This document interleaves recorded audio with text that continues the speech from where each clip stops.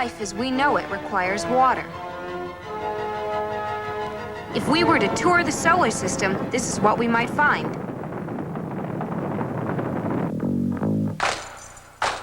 The moon. Airless. Waterless. No life.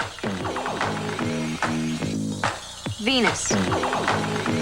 Clouds of poison. 900-degree temperatures. A furnace. No liquid water. No life. Mars. Polar ice caps. Dry river channels that may have been carved by water, but now not enough liquid water. No life. Watch out for asteroids. A problem for all space travelers. Fasten your belts as we pass Jupiter. Saturn. Rings of ammonia mixed with flakes of ice. No liquid water. No life. I'm thirsty. Let's go home. To where the smallest pond has more life in it than the rest of the solar system put together. So far.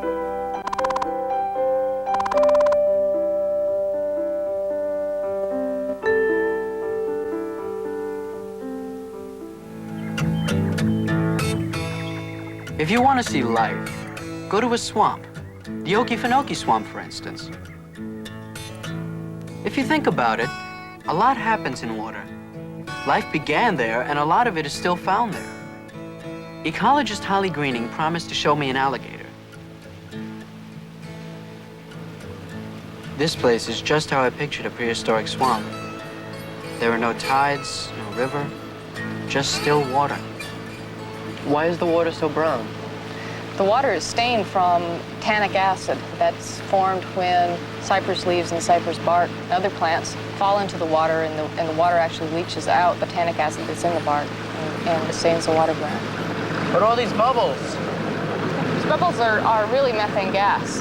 They're produced when small animals and plants fall into the water and die, sink to the bottom. There's very little oxygen down at the bottom, and you don't get very much sunlight down there at all. And as they decompose, they produce methane gas. So these are peat islands on the side. Right over here? Uh-huh. What happens is that the methane gas we were talking about earlier and carbon dioxide forms underneath the peat and floats the peat to the surface. And the vegetation starts to grow on it. So it eventually forms these islands that you can see out here with the trees on them. You mean those things were actually peat before? At one time, probably they were. That's one of the theories about how these islands were formed. Oh.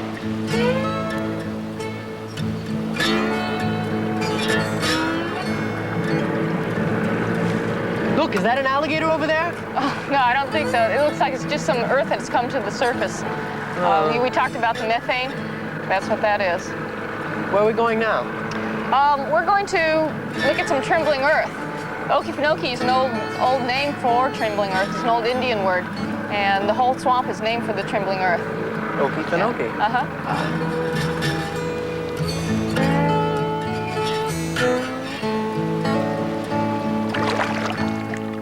This is a lot of fun. You'll like the trembling earth. A lot of fun? Uh-huh. Really, it feels like you're walking on the moon or something.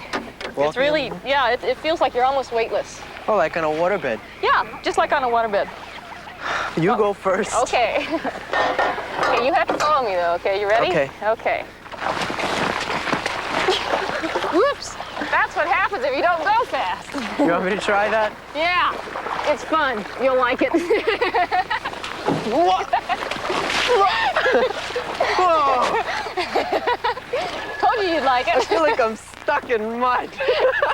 Well, that's what trembling earth is. This is fun. Let's do that again. Again?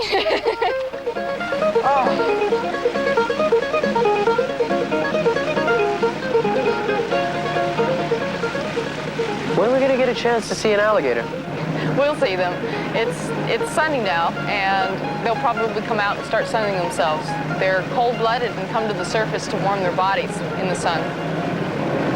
We're going into Mizell Prairie now. This is a different type of prairie, has a different species of sedge and grass than the one that we went to just a little while ago. We also find different kinds of animals here. Wait a second, there's no opening in there. This is it. We have to get out here. Whoa.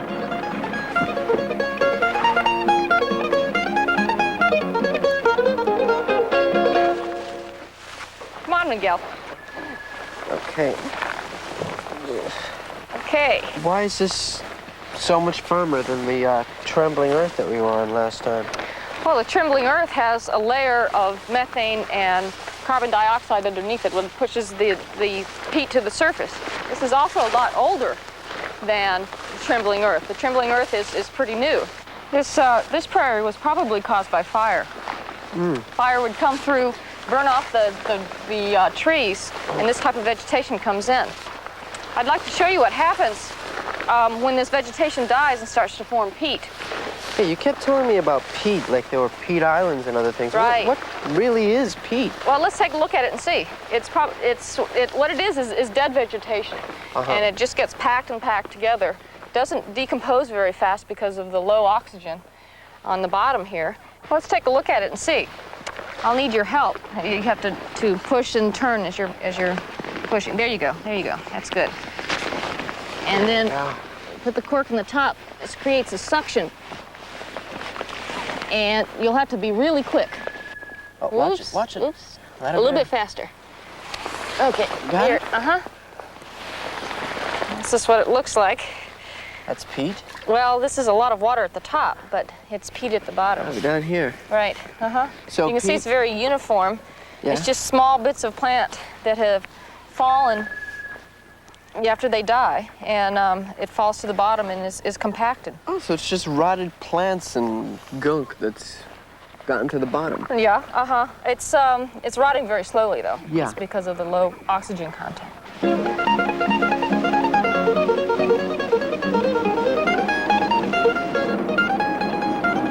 Oh, wait, stop, hold. Shut the engine off. Shut the engine off. There's an alligator right in there. The alligator? Alligator. Oh, boy, he was gigantic. Really quiet, really quiet. Looks about 8 feet long. Is it a male or a female? You can't really tell from here. Come on, we gotta get over there. I want to see him close up. You might not want to dangle your fingers in the water. Remember, the alligators, he could come over here. Oh.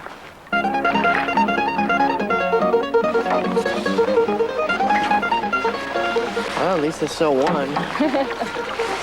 Glad we finally found one. Hi.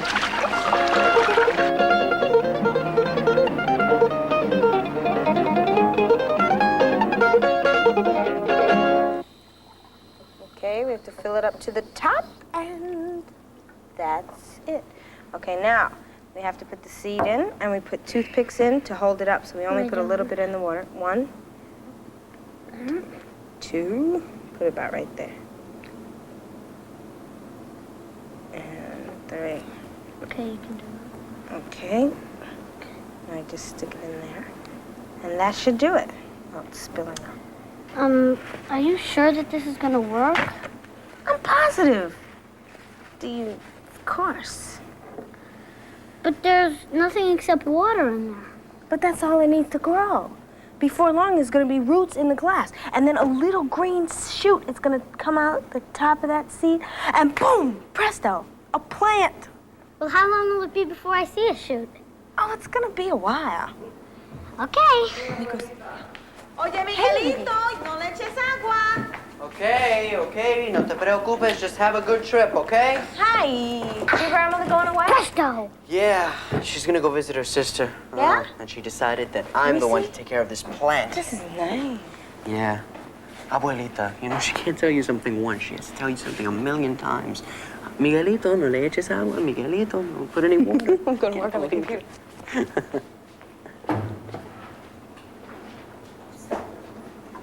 Paco, what's that? It's my plant. Oh, it's a plant? You call that a plant? Sure, it's my avocado plant. It just hasn't grown, that's all. Excuse me. Well, move over, little avocado plant. You got company.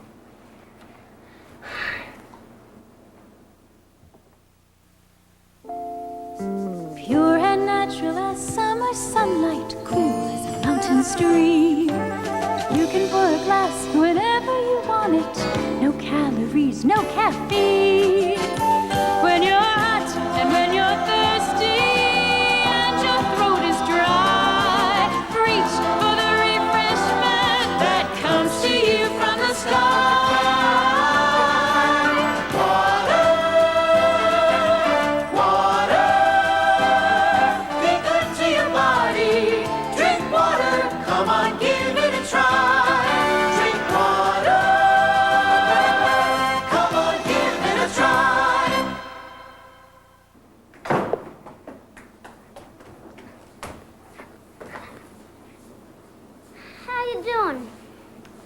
Got any roots yet? Nope. Well, I guess it'll take a little longer. Hey, there's no water in there. Plant can't live without water.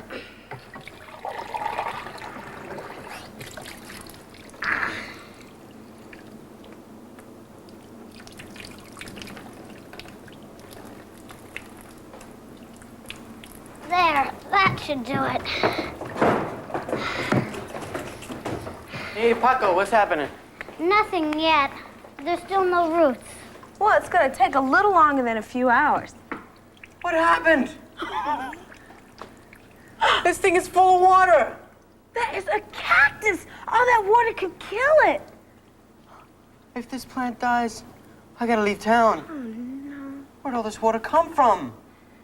Well, I thought water made plants grow. Uh-huh. Don't plants need water to live? Well, you're right, Paco, but some plants need more water than others. Your little seed, it needs a lot of water to start growing, but this is from the desert. It doesn't need that much water. We gotta do something. How do you save a drowning cactus? Oh, I'm not gonna give it mouth-to-mouth resuscitation. No, I'm kidding. We can repot it. That's what we can do. Do you have a planter? I think there's one in the garage. I'll go get it. Okay, quick, okay?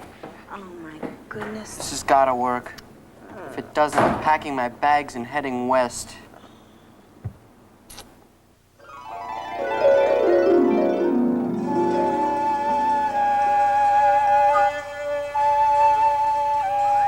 Where am I?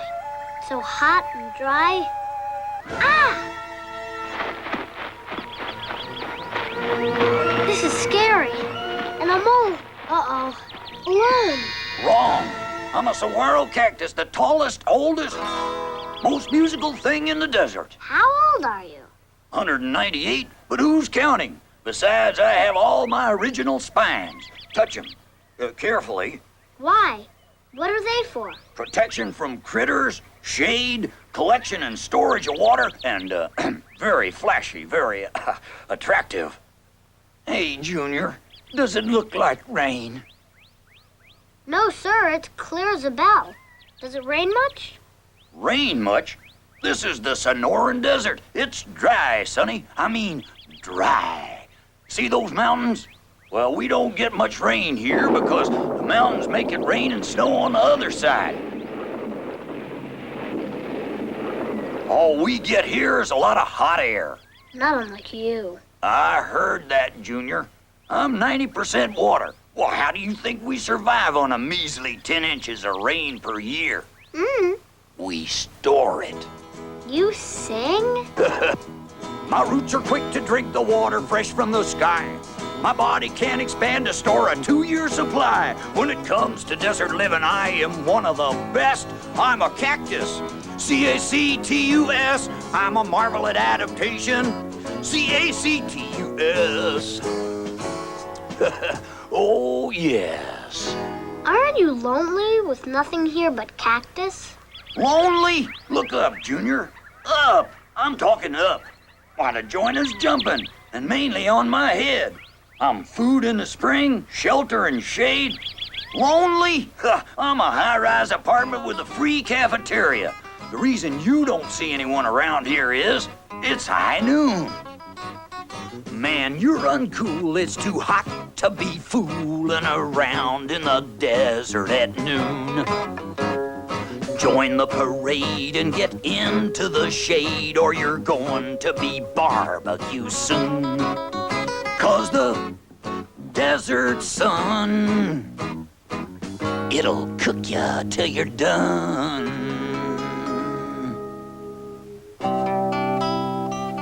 But in the morning, oh, things perk up. And at twilight, oh, the nighttime crowd comes out.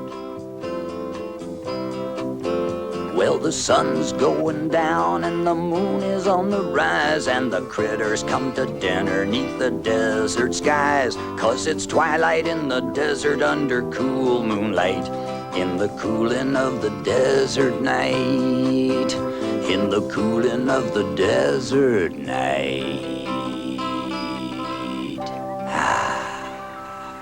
Does it look like rain? No, sir, it's clear as a bell. All you do is wait for water. Don't be fooled, Junior. There's more water around than meets the eye, like me and the other cacti. Well, lots of animals eat us and get moisture that way. The turtle can store water. The mesquite tree has tap roots that drink water that fell as rain 2,000 years ago. 2,000 years. Why, that's older than my Uncle Magway cactus.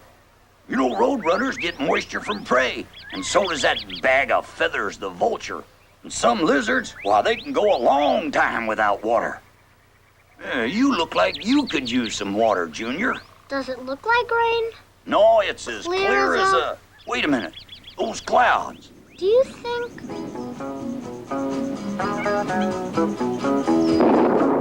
Oh, good, a gentle sprinkle. When it rains in the desert, it rains.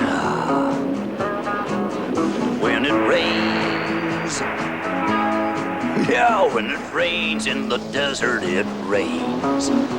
Oh.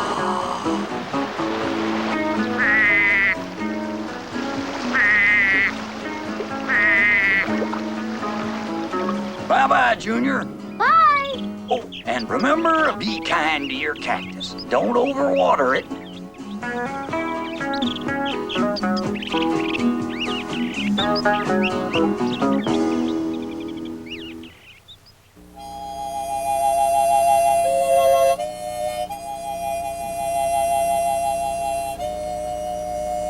I love the beauty of the desert. To me, it's not a dry wasteland. It's actually a very beautiful place. And one of the things that I do here is I come and I look at plants. And they'll just be, Dr. Eloy Rodriguez from the University of California at Irvine is a biologist specializing in desert plants. With 2 of his graduate students, he's come to the Anza Borrego Desert to collect samples for a research project. Growing up in Texas, I remember very well that when we used to go to visit my relatives in Mexico, we used to go through some vast areas of desert areas. And I remember looking at the desert plants and asking myself, and actually asking my parents, you know, what were these plants useful for? And my grandfather was very much into plants. But I remember he always talked about the usefulness of plants, how important plants were. These spines actually are involved in the breaking up the incidence of radiation, and it prevents the stems from heating up. They're quite large spines, and they have fine little barbs at the tips too, this is primarily for defense. So I'm trying to find new alternative resources that can substitute for some of the petroleum. I'm looking for plants that produce rubber, for example. I also come to the desert because I'm interested in natural insecticides in desert plants. But why the desert? It's because the desert is all around us, and nobody has really bothered to even look into the desert for this kind of resources. Smell it. Take some of this leaf in your hand, and you can actually crush it. You can actually smell this. It's actually used as an incense. Large portions of Mexico are desert. The third world countries in South America are largely covered by deserts. Deserts which have never been explored for resources. We are coming up with some very interesting chemicals that are only found in desert plants. You can see this yellow resin that comes out. What's fascinating to us is that we're studying these chemicals in here because if you get these chemicals and you expose them to light, they become activated. In other words, they become more active than without light, and they're actually used now to kill insects. Yeah. But I'm primarily interested on the chemicals on the leaves. As you can see, there it's already coming off of there. Look at that yellowish color that comes off of there. That's the compounds that we want. And these are going to be the compounds that we're going to be testing. The reason I'm interested in natural insecticides or natural chemicals that kill insects is that, one, we know that a lot of the synthetic chemicals that we produce today are environmentally bad. They really do a lot of damage. And we know that some of these natural chemicals are biodegradable, and they might be used specifically for certain kinds of insects. And we'll let it sit for a little while. And you'll notice the two layers being formed, the water layer and the chloroform layer.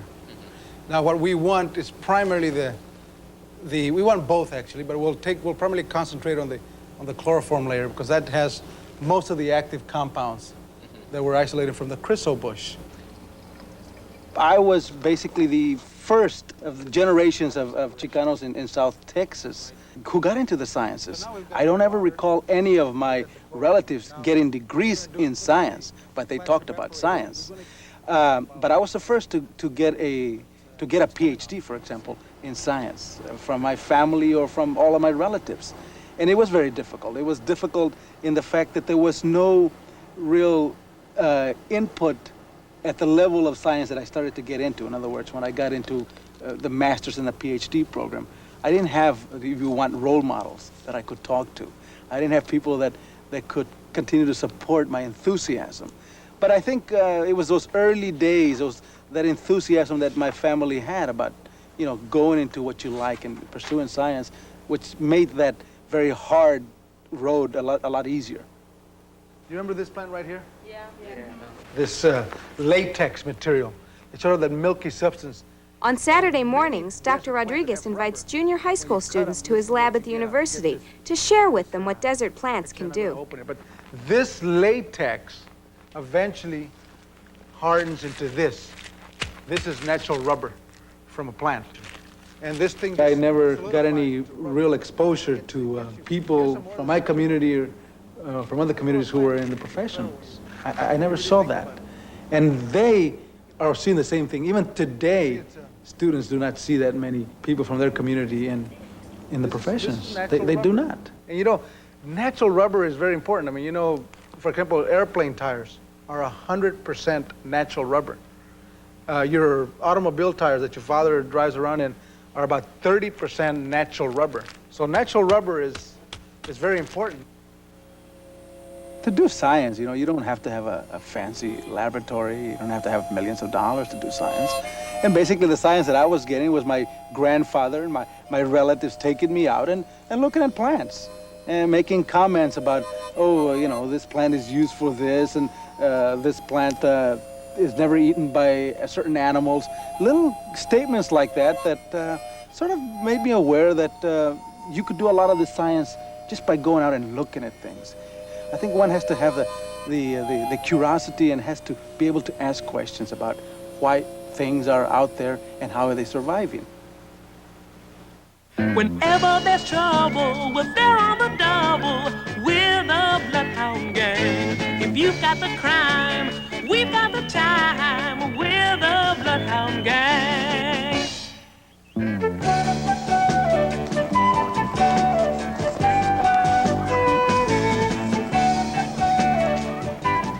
Don't you ever take off that mid-hot shot? It's football season. You're out of uniform. Wow! Well, what? What? Wow, that's an exact quote. Oh, it's the weather forecast. It's a big cold front heading this way, and the temperature's gonna nosedive 40 degrees tonight. Duck! What? Watch where you're throwing that thing, kid. Dumb boomerang. It's a total yuck out. It doesn't come back. Here, let me try it.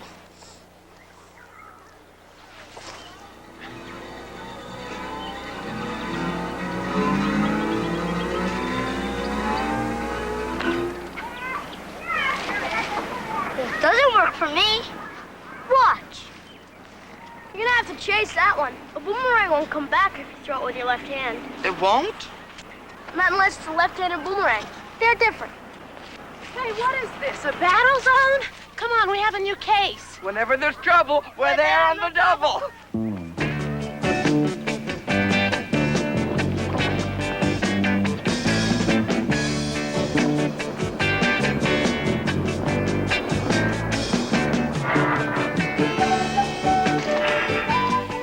Frisbee will see you right now.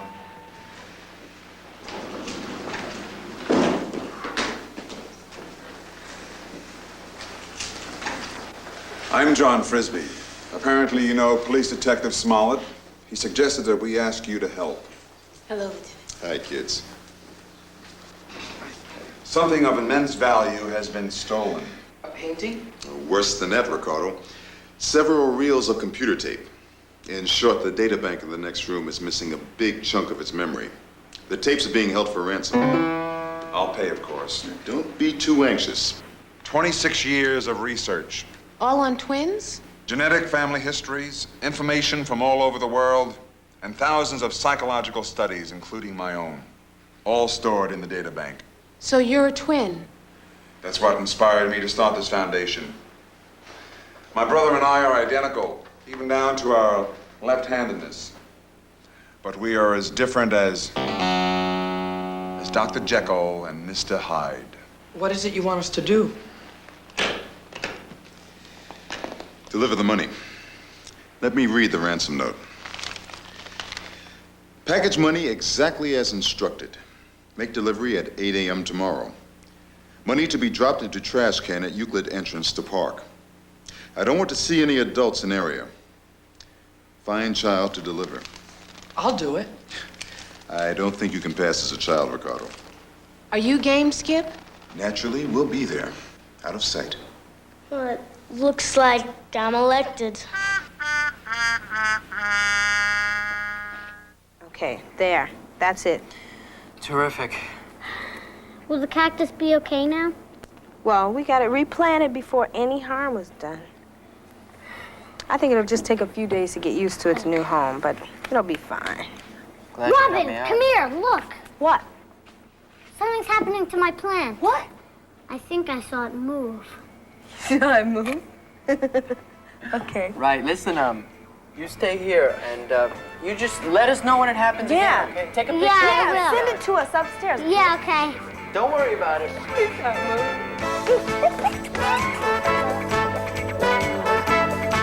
321 Contact is a production of the Children's Television Workshop.